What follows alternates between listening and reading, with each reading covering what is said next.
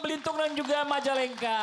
Masya Allah, terima kasih banyak dan juga jamaah Islam yang di rumah yang dirahmati Allah. Masih di tema kita pagi hari ini, merinding ada mayat berjalan di sekitar kita. Nauzubillah summa nauzubillah. Sebelum kita lanjut, kita lihat lagi sebuah video tayangan tentang pergunakan kakimu. Maksudnya apa ya? Coba kita lihat tayangannya. Ini dia. Subhanallah, ya harusnya kita nih yang lebih sehat, mampu, lebih betul. sehat. Harusnya kita yang lebih aktif. Ini pelajaran banget buat kita semuanya. Ini Masya Allah luar biasa. Banyak orang nih ya Bu Ustaz Syam ya. Kalau ada konser dangdut apa segala macam. Wah berdiri berjam-jam kuat. Iya kan? Giliran mau jalan nih ada panggilan azan. Wah berat banget. Nempel kakinya di kasur. Kagak mau bergerak. Nah ini bagaimana nih? Apakah orang-orang yang seperti ini termasuk orang atau mungkin golongan mayat yang berjalan? Ini mohon izin penjelasannya. Tepuk tangan buat guru kita Ustaz Syam. Kami guru kami Abi Maki, Ustaz Maulana, Mas Fadli serta guru-guru kami yang dimuliakan Allah Subhanahu wa taala. Al-Qur'an surah An-Nisa ayat 142. A'udzu billahi minasy syaithanir rajim.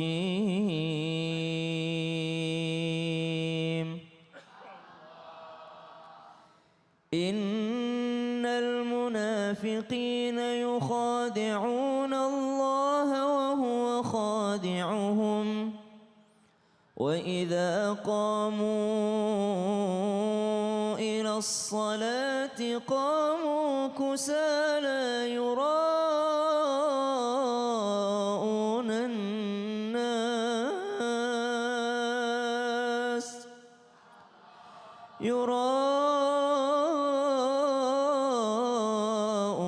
الناس ولا يذكرون الله إلا قليلا. Allah Subhanahu wa taala menyebutkan ciri orang-orang munafik, mereka tetap mendirikan sholat, mereka melaksanakan sholat tapi berdiri dalam keadaan kusala, dalam keadaan malas-malesan, yura'unan nas, dan semata-mata mencari daripada penilaian manusia. Kalau kita bicara tentang kaki yang sehat, ada sebuah kisah inspiratif. Ada seorang kakek yang sedang naik ke atas gunung karena hendak beruzlah, berkhalwat, berdua-duaan dengan Allah. Ketika dia sedang naik ke atas gunung, dia dalam keadaan kakinya sakit. Kemudian ada seorang anak muda yang ikut naik ke atas gunung. Lalu anak muda ini berdoa di depan kakek tersebut. Ya Rob, hari ini saya tidak mendoakan diri saya. Saya hendak mendoakan kakek yang tadi. Dia naik ke atas gunung dengan susah payah. Dan dia hendak berdua-duaan denganmu ya Allah. Dia semangat sekali beribadah. Tapi kakinya sedang sakit. Maka sembuhkan kakinya ya Allah. Ternyata kakek ini mendengar doanya anak muda ini. Dia pun keluar dari gua tadi dengan mengatakan, coba ulangi doamu. Saya minta supaya kakimu menjadi sehat.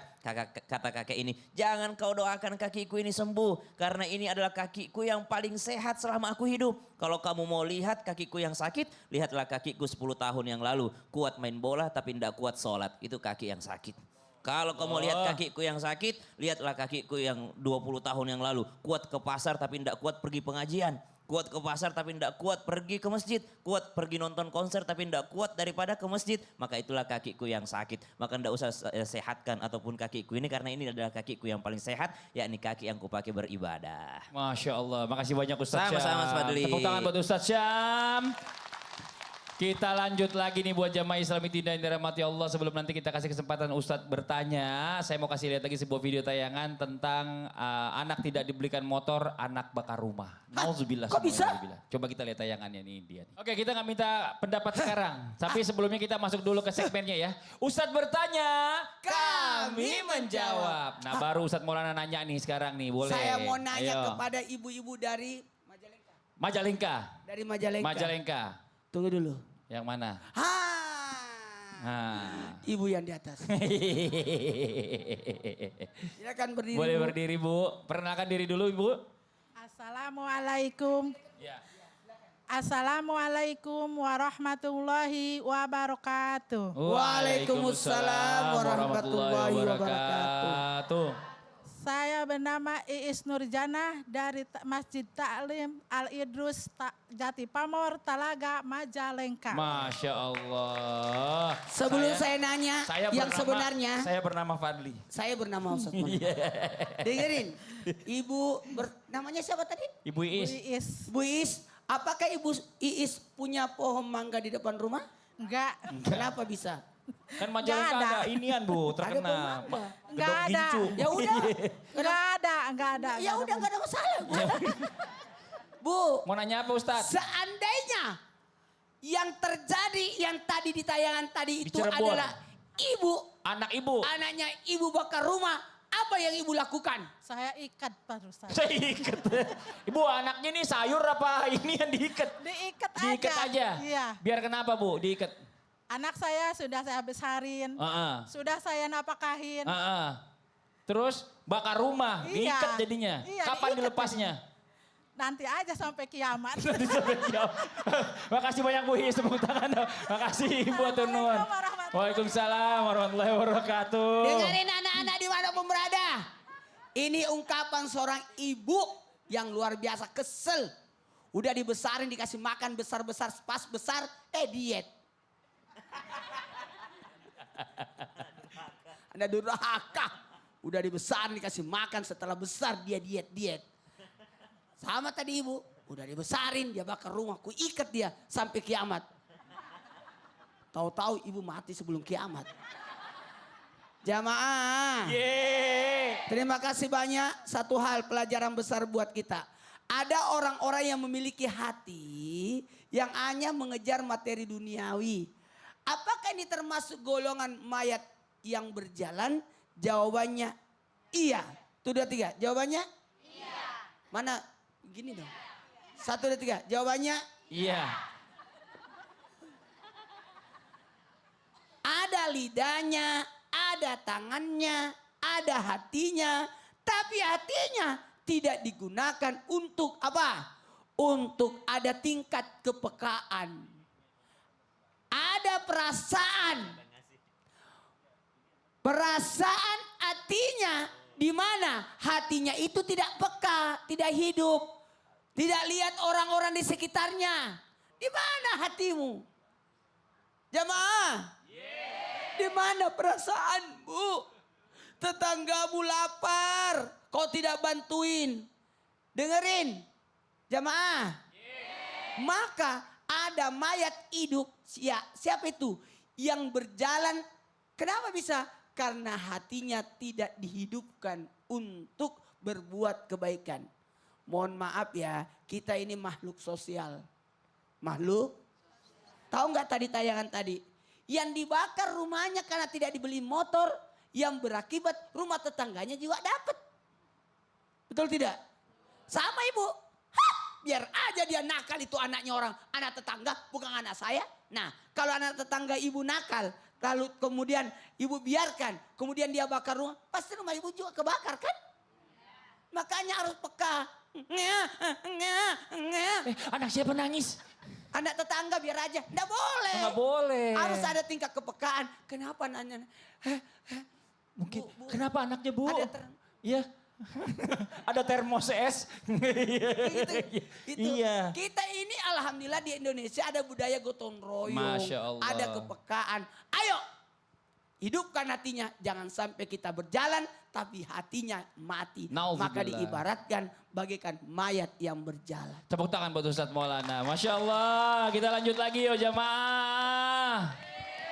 Waktunya kita memberikan kembali kesempatan kepada jamaah yang ada di studio mewakilin di rumah untuk bertanya sama guru-guru kita. Tapi sebelumnya kita kembali dulu ke segmen Tanya Dong Ustadz. Kami semua tanya dong Ustadz. Oke, yang mau bertanya boleh silakan angkat tangannya. Yang bawah dulu boleh. Iya, Ibu.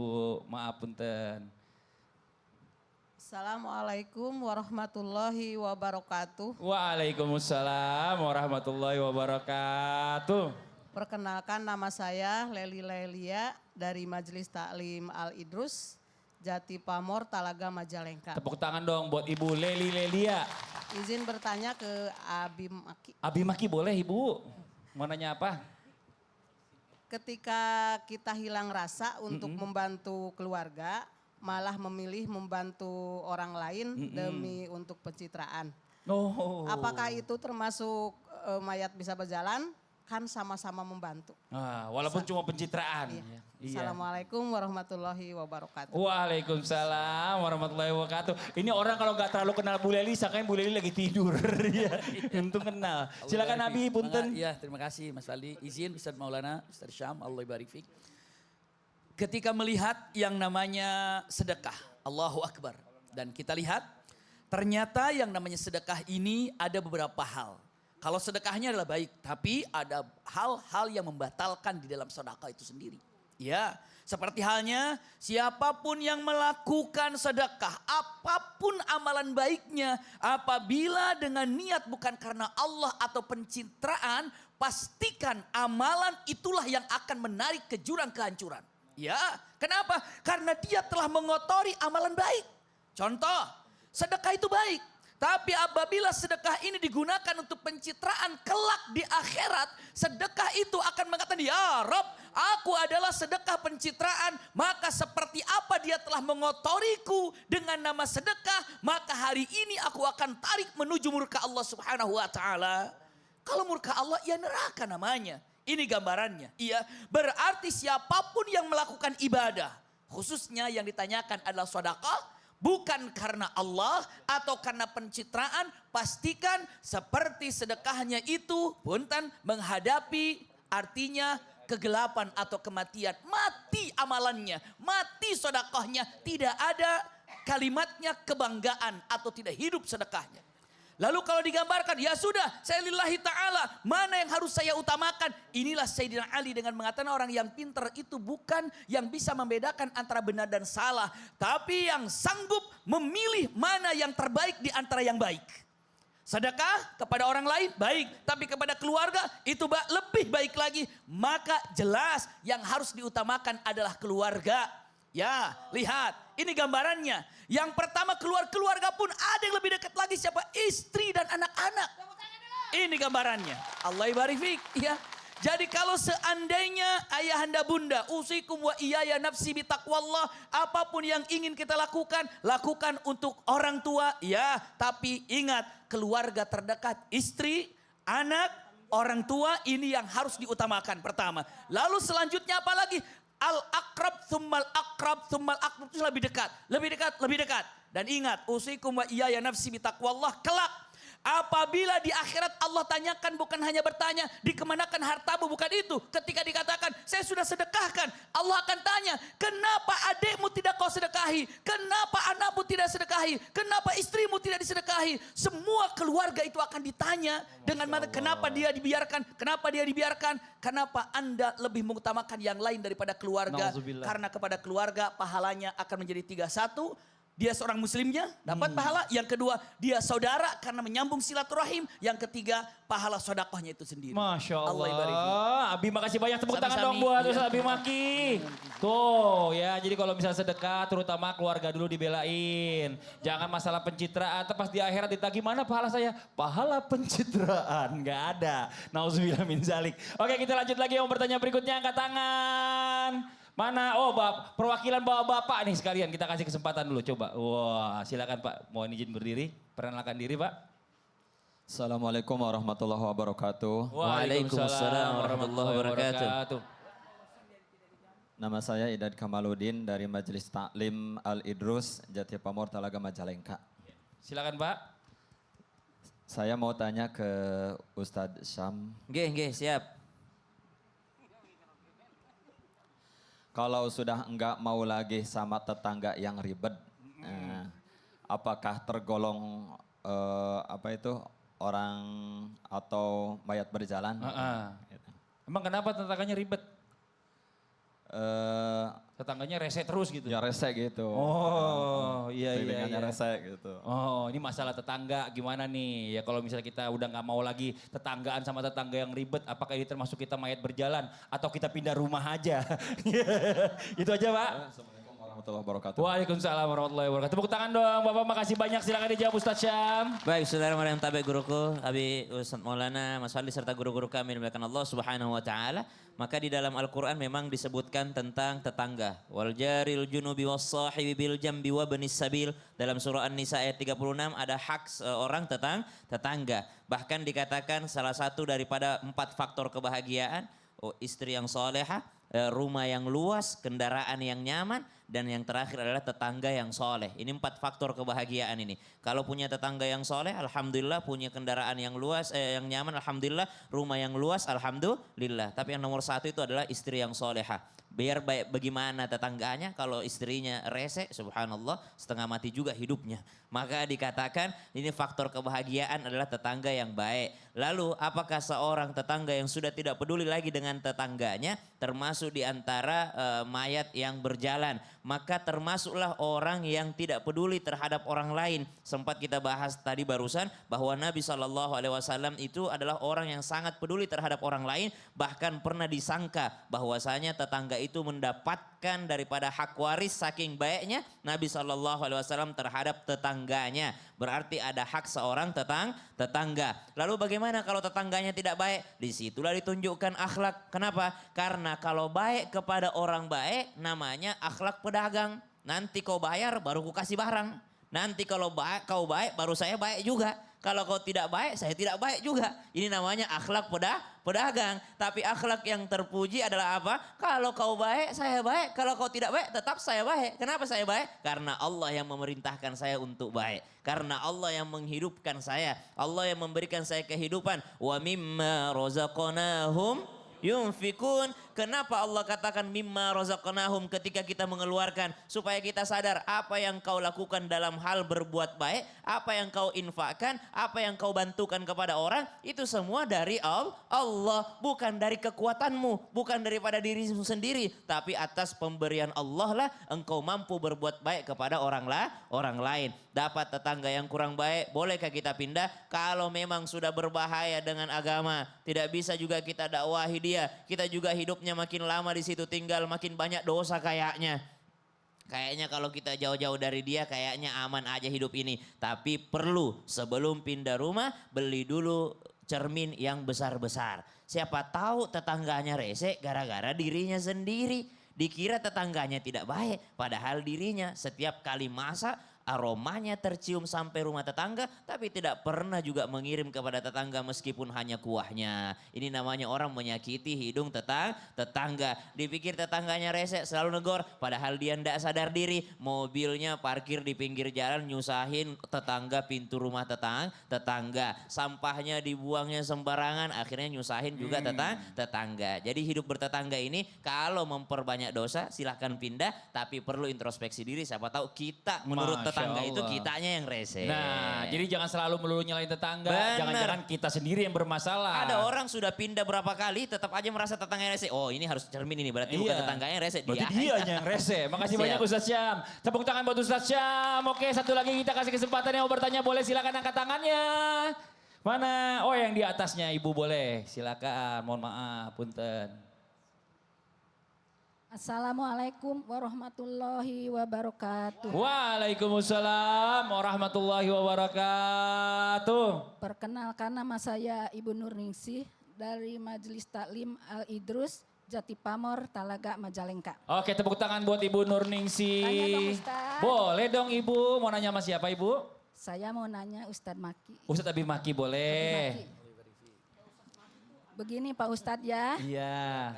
Seandainya ada anak yang telah sukses, tapi dia tidak mau mengunjungi orang tuanya. Bahkan dia tidak mau sama sekali mengurus orang tuanya. Apakah itu tergolong orang yang mayat berjalan? Oh gitu. Tapi Pak Ustadz, seandainya orang tuanya itu sendiri yang tidak mau merepotkan anaknya gimana? Oh gitu, ya. Assalamualaikum warahmatullahi wabarakatuh. Waalaikumsalam warahmatullahi wabarakatuh. Mohon maaf, silakan dijawab punten Nabi. Ya, insyaallah. Fadhol. Makasih Mas Fadli. Iya, Ibu Izin Abi. Ustaz Syam, Ustaz Maulana.